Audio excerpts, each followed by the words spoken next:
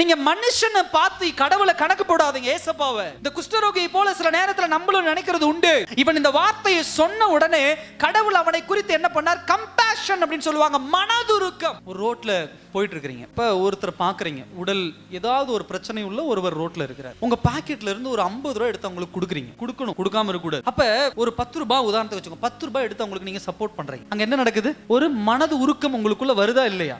ஏன் வருதுன்னா, அந்த 10 ரூபாய் நீங்க சம்பாரிச்ச காசு. சில பேர் சொல்லுவாங்க, எச்சிலையில கூட என்ன பண்ண மாட்டாங்க, காக்கா ஓட்டாதவங்க அப்படின்னு சொல்லுவாங்க. அவ்வளவு கஞ்சங்கையா அவங்க அப்படிம்பாங்க.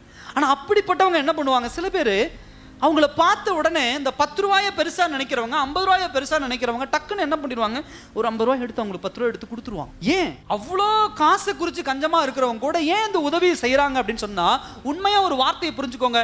கம்பேஷன், மனதுருக்கம் அப்படிங்கிறது பரிதாபப்படுதலோ இரக்கம் காட்டுதலோ இல்ல, அதை தாண்டி உங்க ஆப்போசிட்ல நிக்கிறவங்க படுகிற வலியை நாம் உணர்ந்து கொள்வது. அல்லேலூயா. அவங்களுடைய வலியை எப்ப நீங்க உணர்றீங்களோ அப்பதான் உங்களுக்குள்ள மனதுருக்கம் வரும். இல்லைன்னா சுலபமா கடந்து போயிருவீங்க அந்த இடத்தை. இல்லைன்னா அவர்களை காட்டிலும் உங்களுடைய காசு உங்களுக்கு பெருசா தெரியும். ஆனா அதே சமயத்துல அவங்கள பார்த்த உடனே ஒரு 50 ரூபாய் கொடுக்கணும்னு தோணுது, ஒரு 10 ரூபாய் கொடுக்குதுன்னு தோணுதுன்னா அவர்கள் படுகிற வேதனையை நீங்க உணர ஆரம்பிக்கிறீங்க. ஐயோ, இவங்க இப்படி வேதனைப்படுறாங்களே.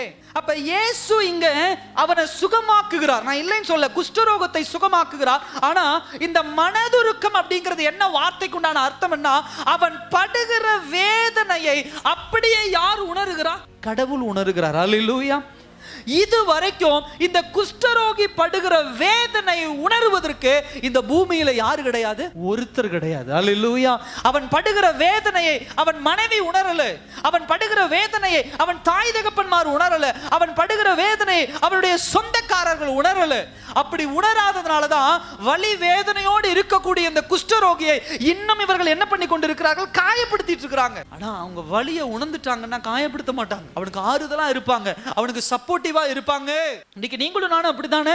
நம்ம கிட்ட ஏதோ ஒரு குறை இருக்குதுன்னு வச்சுக்கோங்களேன், உலகப்பூர்வமா ஒரு குறை இந்த பூமியில ஒருத்தர் சொல்லிக்கிட்டே இருக்கிறாங்கன்னு வச்சுக்கோங்களேன், அந்த குறையை உணர்ந்தவர்கள் நமக்கு சப்போர்ட்டா பேசுறது உண்டு. ஆனா அந்த குறையை உணராதவர்கள் நம்மளை காயப்படுத்துறதா இன்னும் அதிகம். ஆனா நல்ல மனசு தொட்டு சொல்லுங்க, யாரும் நம்முடைய குறையை உணர்ந்து நமக்கு பேசுறவங்க கிடையாது. அல்லேலூயா.